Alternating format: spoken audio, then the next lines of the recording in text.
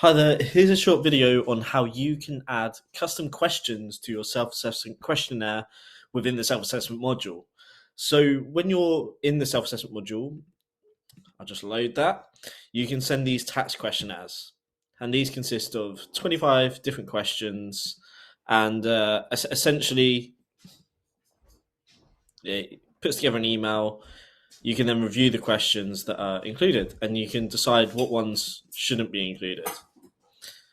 And you can also add additional questions here as well. So we could say upload a copy of any records you feel are relevant. And then here we've got the question type. So you can go single choice, multiple choice, or input field. And you've also got the ability to add your different options in here.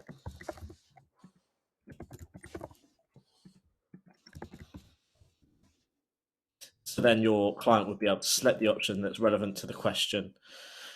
And then you can also set this as a default question so that it will be included in any of the questionnaires going forward, or it can just be a one-off question for this individual questionnaire that you're sending out. And then we can go ahead and add that question. And then that will be added to the bottom here.